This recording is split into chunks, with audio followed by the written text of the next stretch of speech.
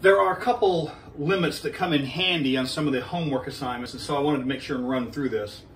It has to do with limits at infinity using tangent inverse. Now, remember what we mean when we say limit x arrow infinity, what we mean is as the values of x recede out the x-axis, as you choose bigger and bigger values for x. We want a really big x, if you know what that means, a really big x.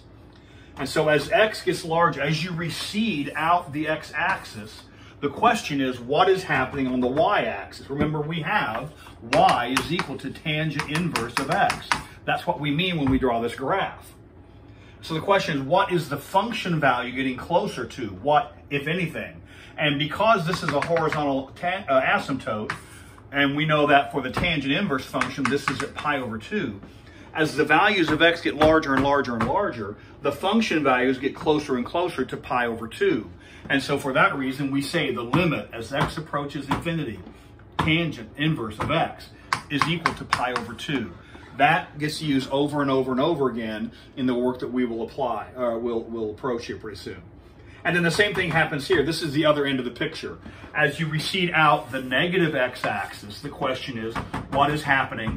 What is happening to that function value? Well, the horizontal asymptote here is at negative pi over 2, and so we say this is negative pi over 2. What we're doing is making a statement. One way to think of it is making a statement about the graph. We're making a statement about what happens to this function in the extreme cases of receding out the axis. In general, if the graph of f of x, let's suppose it has a horizontal asymptote here. Let's call that at m. And let's suppose it has another horizontal asymptote. It could be anywhere, n. And let's suppose the graph does this. It does this, and then comes in here, wobbles around a little bit, and then goes down here, and then recedes out that way. So now the question is, what is the limit as x goes to positive infinity? I'm going to call this y equals f of x. The question is, what is this limit now? What we're asking is, as the values of x recede out the x-axis, the question is, what is happening on the y-axis? As you choose larger and larger values for x, the function values approach this asymptote. They're getting closer and closer to this asymptote value at n. When we talk about limit x goes to infinity is equal to a constant value, what we mean is a horizontal asymptote. This is the mathematical language of horizontal asymptotes.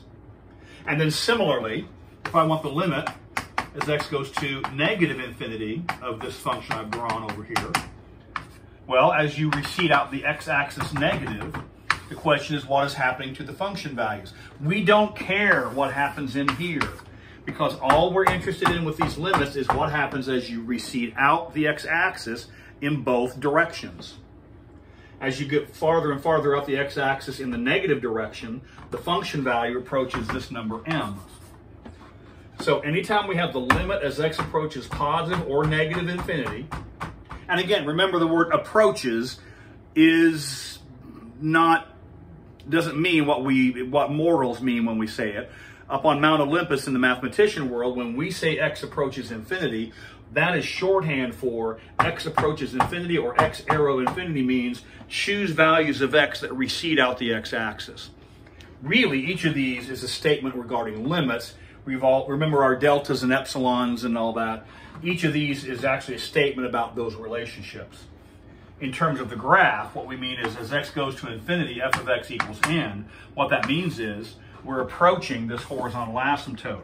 As x approaches negative infinity, we're approaching this horizontal asymptote.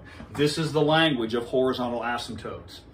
And that's why if we take the limit as x approaches infinity of, let's say, natural log of x, that's equal to infinity, because now what we're talking about is that behavior. It does not approach a horizontal asymptote. In this particular case, the further out the x-axis you go, the further up the y-axis you go. There is no boundary on the increase of this function.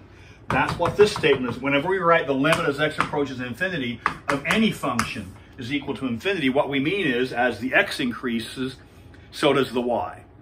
And so that's what we mean. And in particular, these tangents are going to come into play because we've seen tangent inverse is one of the basic antiderivative forms. So this is going to come into play when we start working with the integrals involving these kinds of limits.